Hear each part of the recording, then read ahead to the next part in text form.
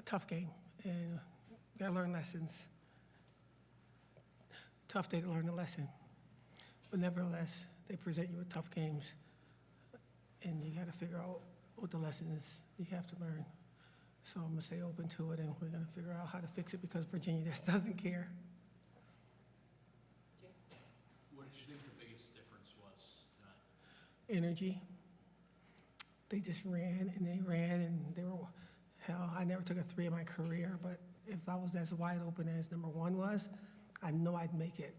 And so we didn't communicate defensively, and she became a star. And the better team won today. Let's keep it real. Coach, there's a stretch in that first half where the offense just went completely dry. What was Virginia Tech doing to frustrate you guys on that end of the floor? Well, we knew they were going to trap us, but we knew that we were supposed to crab dribble back and then attack the top leg. And what we did was get in the trap and then just fold in the corner.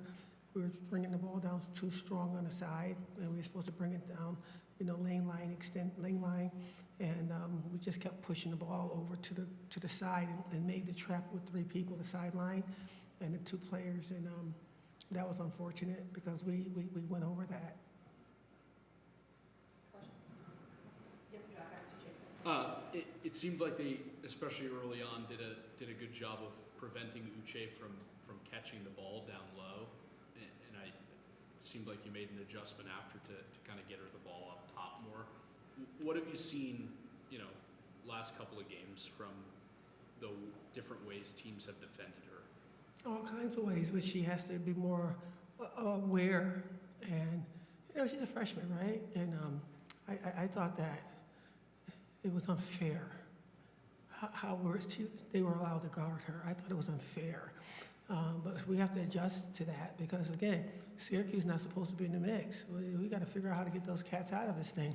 And this is the one kid that can do it. And unfortunately, we got some seriously veteran people out there, and we see the wrong. And she's going to have to adjust to it and bring her out to in and to out and not let her be in the middle because at the end of the day, no one can jump with her legally. But they were able to jump with her legally. And we're going to watch film tonight and figure that out. Coach, pardon me if you've already been asked this, but what kind of contributed to that slow start, especially at 13 over that kind of carried over? You know what? If I could have known that, I would have made some changes. I was so shocked by our lack of energy. There's nothing else going on. We're letting them sleep in. We usually practice at 8 a.m., but we're practicing at 11. And so there's no excuse. I can sit here and come up with 40 different ways I can lie to you, but at the end of the day, we made a decision to not be energetically ready to go. They score on us, we score back. If you saw my pregame talk on social media, I said it's going to be a track meet.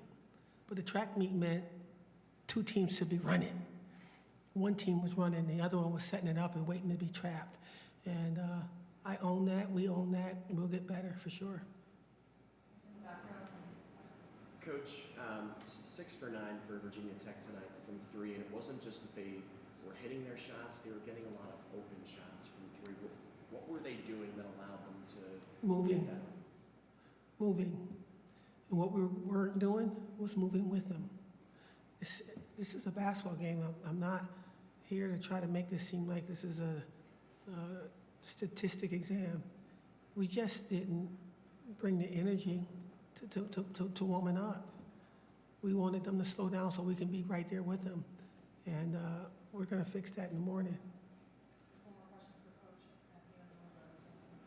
Coach. Coach, when your team doesn't have the energy like they did tonight, how you kind of get your team going? Like, how do your players kind of motivate each other on the floor? How does that energy manifest itself? Well, this is the first time I can really honestly say that we didn't change energetically in how many games we played? However many games. So we'll be different. We'll be different. Last question.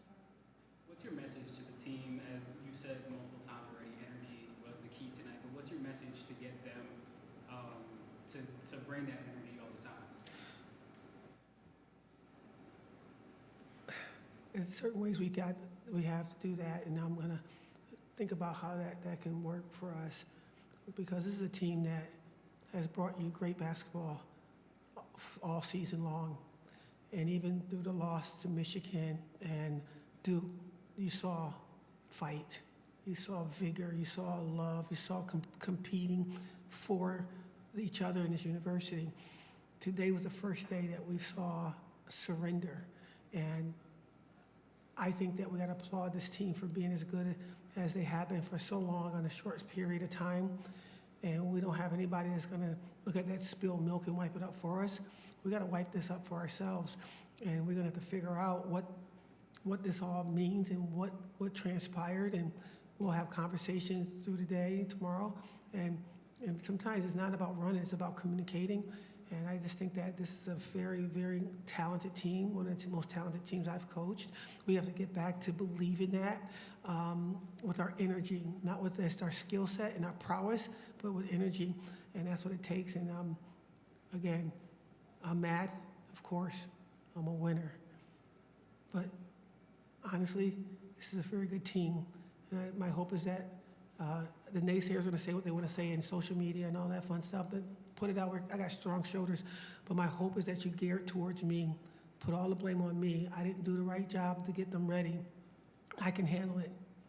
You know, you come after my players. I have a strong send message, and that's not going to be cool. So give them a chance to bounce back, and then if they don't bounce back, go get them. But right now, everything that went wrong today belongs to me, and I'll get them ready. I promise. Thank you guys for all you do for women's basketball.